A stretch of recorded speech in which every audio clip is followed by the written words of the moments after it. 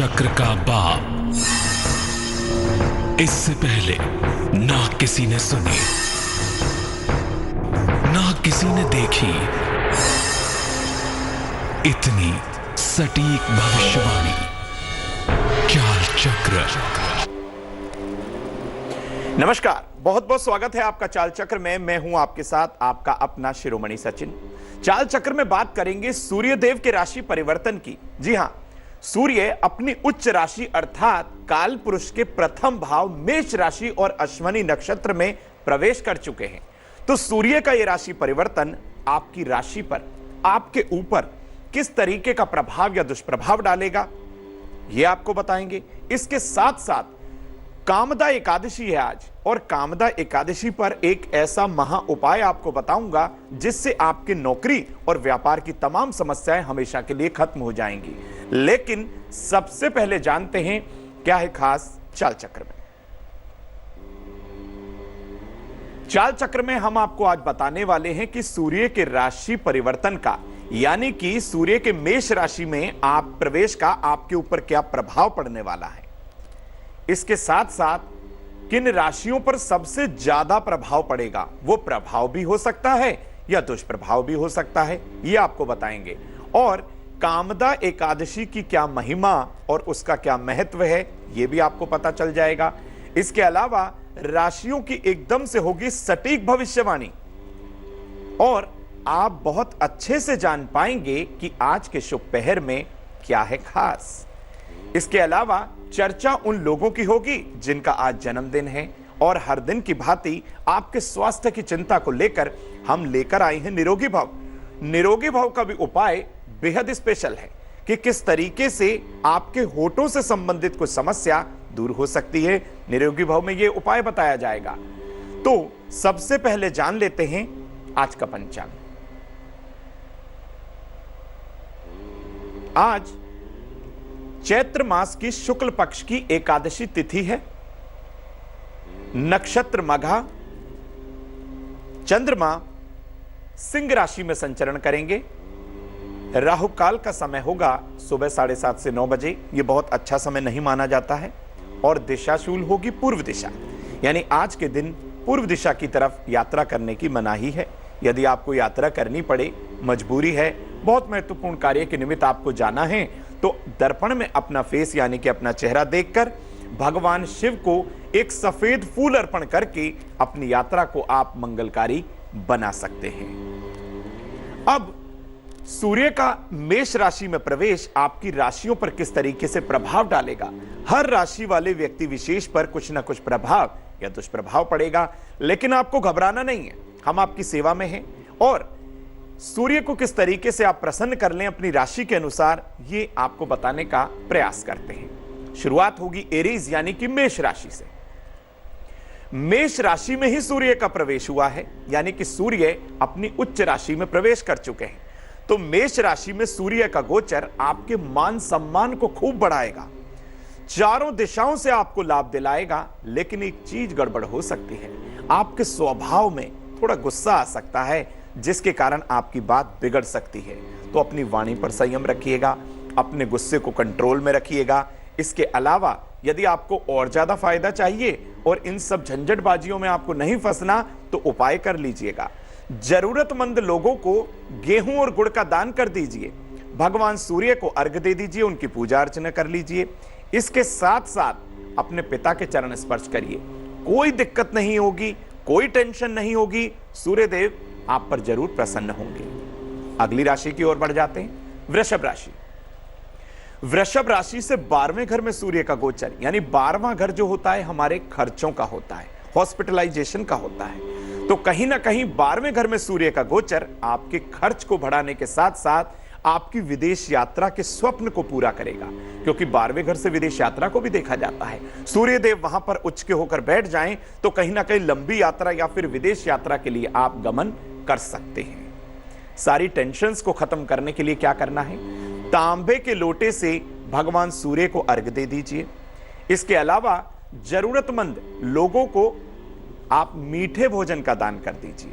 हर तरीके से दिक्कत, टेंशन, परेशानी खत्म हो जाएगी। घबराइएगा बिल्कुल नहीं कि आपके 12वें घर में आ गए हैं सूर्य और आप टेंशन ले लें। टेंशन बिल्कुल नहीं लेनी, मात्र ये उपाय करिए, हो जाइए निश्चिंत।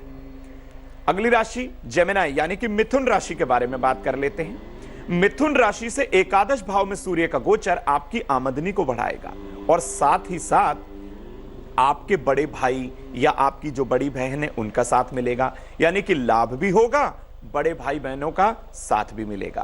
तो यानी हर तरीके से यह सूर्य आपको उत्तम परिणाम देगा। क्या करें उपाय?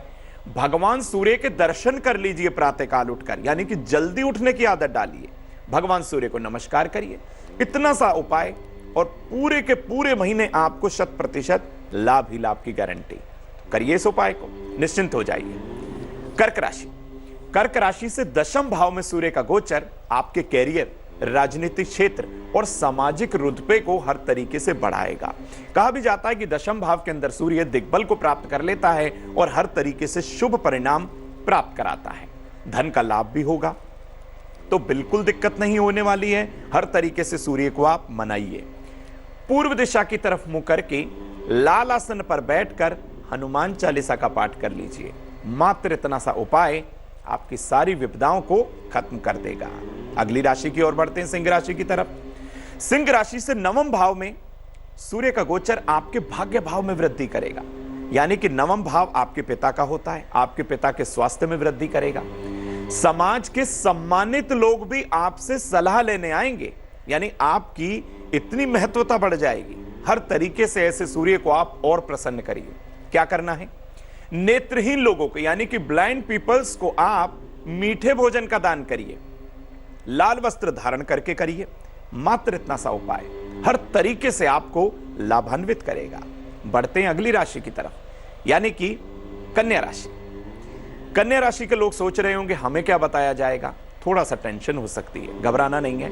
कन्या राशि से अष्टम भाव में सूर्य का गोचर अचानक दुर्घटनाएं करा सकता है, घबराना नहीं। तेज बुखार और सिरदर्द की समस्या आपको घेर सकती है। हम उपाय भी लेकर आए हैं आपके लिए। सुबह के समय भगवान शिव को आप जल अर्पण कर दीजिए और सूर्य नमस्कार कर लीजिए। मात्र 2 ये उपाय आपको हर टेंशन से, हर दुर्घटना से, हर आपदा विपदा से बचाए रखेंगे। तो इस उपाय को आप जरूर करिए।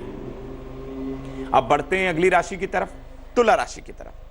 तुला राशि से 7वें भाव में सूर्य का गोचर, 7वें भाव में सूर्य का गोचर कभी भी शुभ परिणाम बहुत ज्यादा नहीं दे पाता। आपके अपने जीवन साथी से वाद विवाद हो सकता है, क्योंकि जिस भाव में सूर्य बैठ जाते हैं ना, उस भाव के अंदर एक तरह से गर्मी हो जाती है हर तरीके से, क्योंकि अग्नि का और पित्त का कारक माना जाता है सूर्य को। तो जिस भाव में बैठते हैं वहां सरगर्मी होना तो लाजमी है। साझेदारी में गुस्से के कारण आपका नुकसान हो सकता है। 7वां भाव आपके जीवन साथी का है, आपके पार्टनरशिप का है, आपके व्यापार का है, तो व्यापार में डिसीजन सोच समझ कर लीजिए। साझेदारी में गुस्से के कारण आपका नुकसान हो सकता है, यानी अपने पार्टनर से आहिस्ता से बैठकर बात करिएगा। यदि कोई दिक्कत होती है तो अकारण ही उससे ना उलझिएगा, नहीं तो आपकी पार्टनरशिप टूट सकती है। क्या उपाय करें? बैल को गुड़ और गेहूं खिला दीजिए। ओम घृणी सूर्याय नमः मंत्र का 108 बार जाप करिए, सारी दिक्कत खत्म। यह जरूर करना है तुला राशि वाले लोगों को। अगली राशि की ओर बढ़ जाते हैं, वृश्चिक राशि की तरफ। वृश्चिक राशि से 6ठे भाव में सूर्य का गोचर आपकी रोग प्रतिरोधक क्षमता को बढ़ाएगा, घटाएगा नहीं, बढ़ाएगा। शादी तथा विवाह की जितनी भी समस्याएं हैं, जैसे कानूनी समस्याएं हैं, ये ज्यादा हो सकती हैं। यानी आपको यदि इस तरीके की समस्याएं पहले से चल रही हैं तो आपको उनमें थोड़ा सा ध्यान रखना है। क्या करना है उपाय के तौर पर? भगवान सूर्य को तांबे के लोटे से आप अर्घ दे दीजिए। सूर्याष्टक का पाठ करिए। आदिदेव नमस्तुभ्यम, प्रसीद मम भास्कर, दिवाकर नमस्तुभ्यम, प्रभाकर नमस्तुते।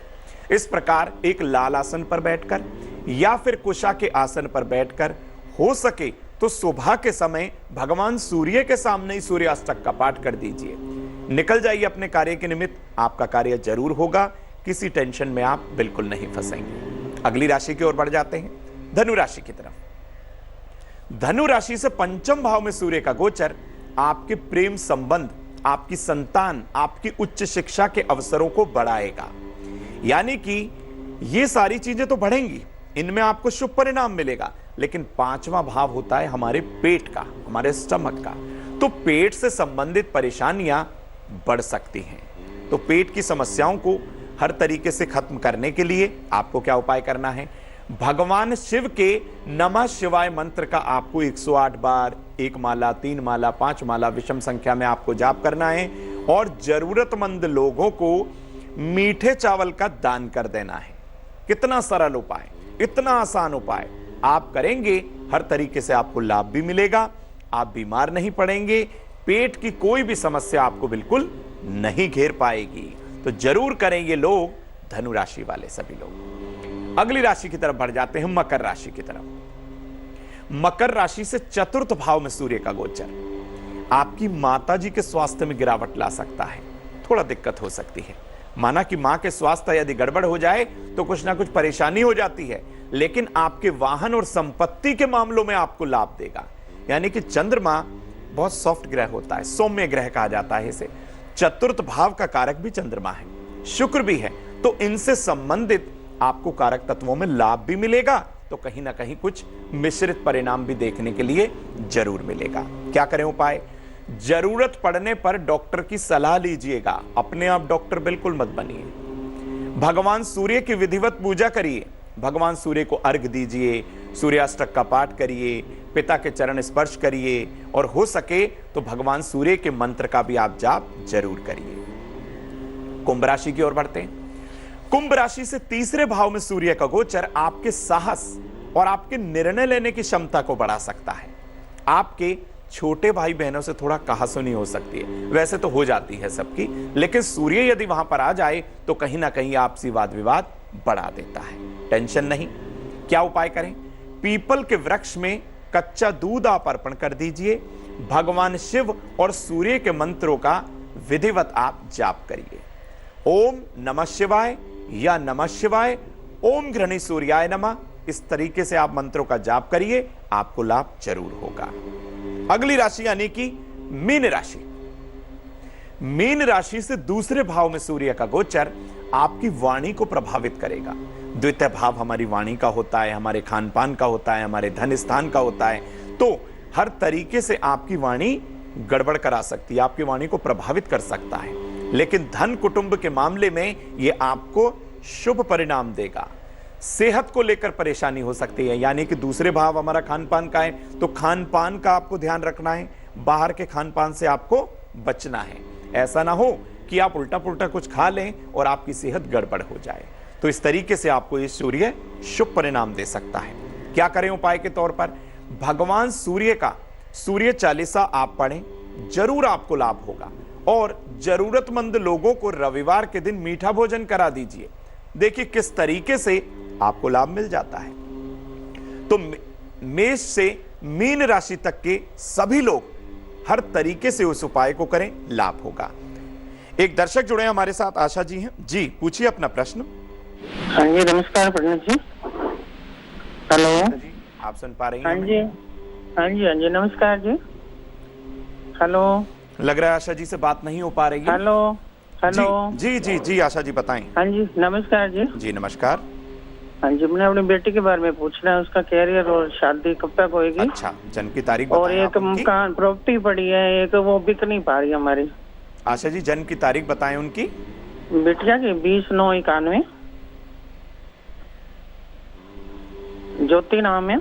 अच्छा, जन्म की तारीख बताएं। 20/9/91, जन्म की तारीख 20/9/91, टाइम है 7:40 शाम को। हाँ जी, और जन्म पानीपत का जन्म, पानीपत। अच्छा, इसका कैरियर और इसकी शादी कब तक होगी और कहाँ पे होगी? पानीपत में होगी या बाहर होगी? और एक प्रॉपर्टी पड़ी हमारी, वो सेल नहीं हो पा रही।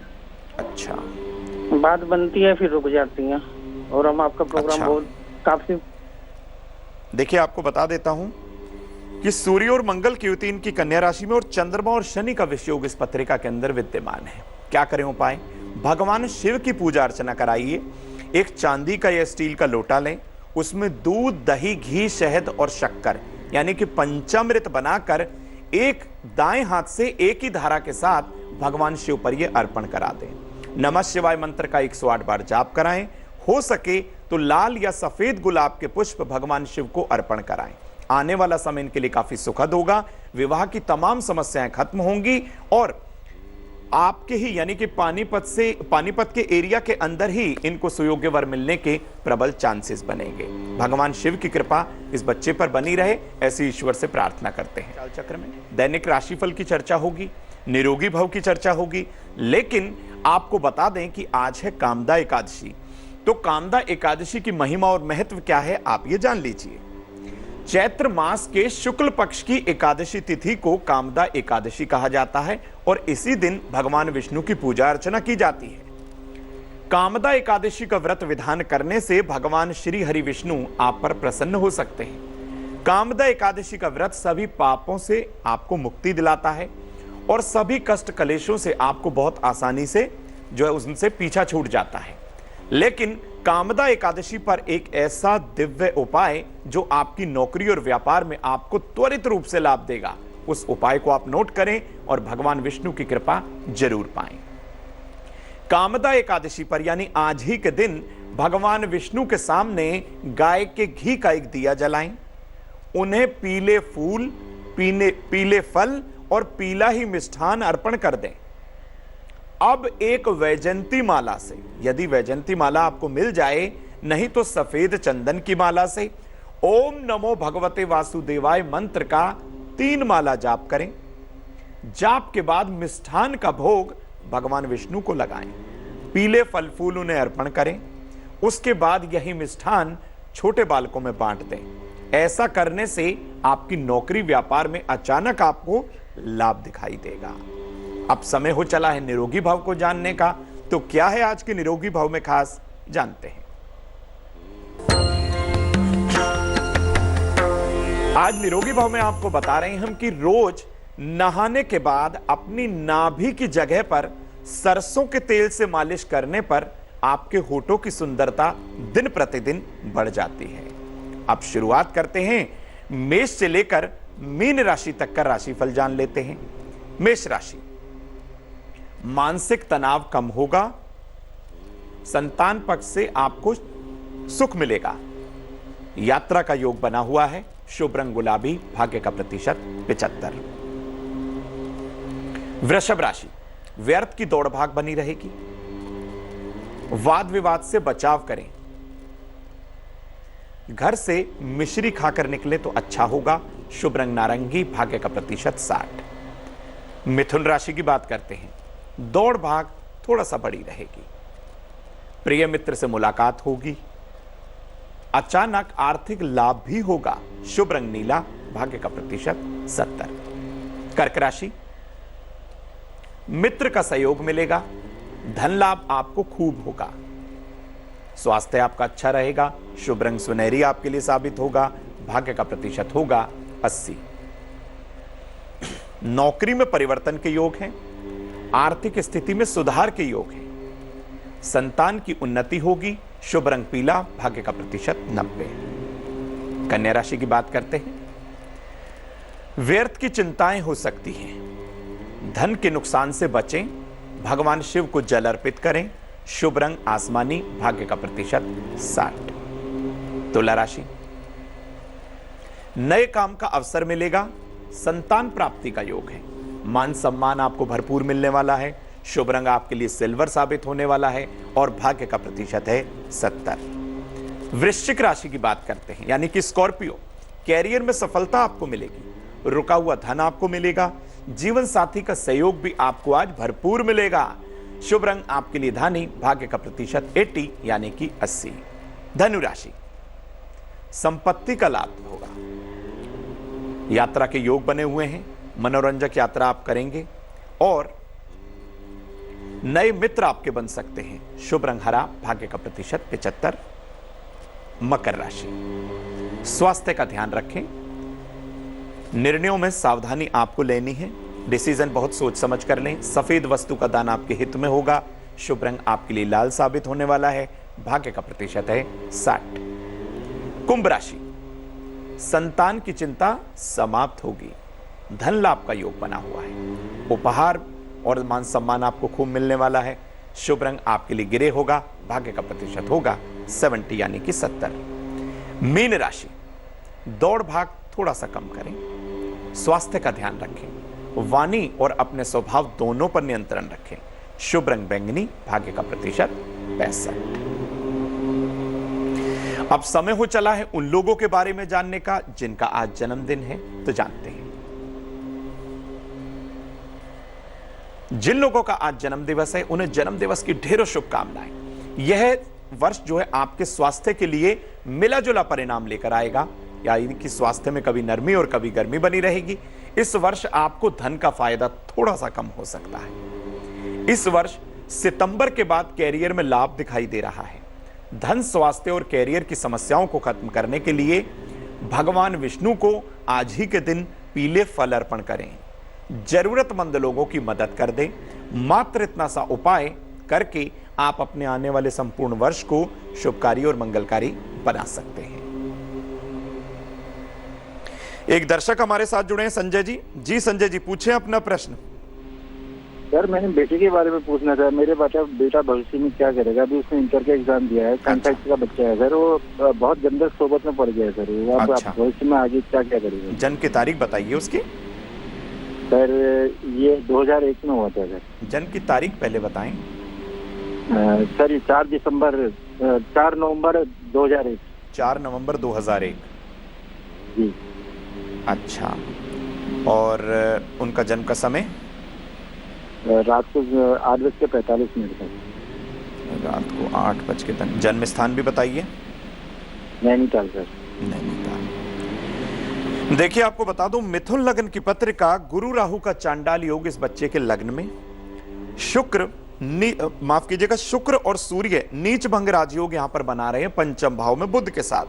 यानी कि ऐसे बच्चे जिसके पंचम भाव के अंदर नीच भंग राजयोग हो, गुरु राहु का चांडाल योग लग्न में हो, मंगल अष्टम भाव में हो, शनि चंद्रमा का विष योग हो, यानी ग्रहों की स्थिति अनुकूल अवस्था में नहीं दिखाई दे रही। क्या करें? ऐसे बच्चे को भगवान गणपति के मंदिर ले जाएं। कम से कम 5 मोदक इस बच्चे के हाथ से भगवान गणपति को अर्पण कराएं।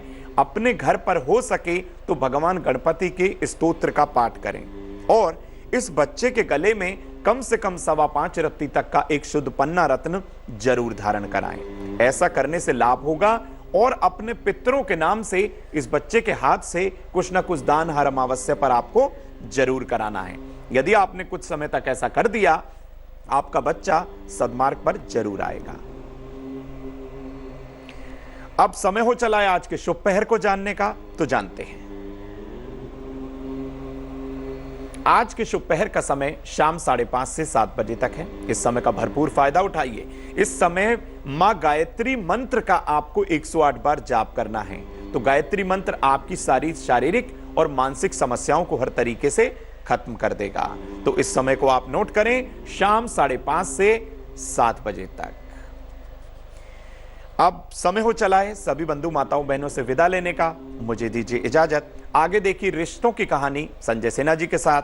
नमस्कार। लेटेस्ट खबरों के लिए यूं ही देखते रहिए तेज, और इस वीडियो के पसंद आने पर लाइक, शेयर एंड सब्सक्राइब करना ना भूलें।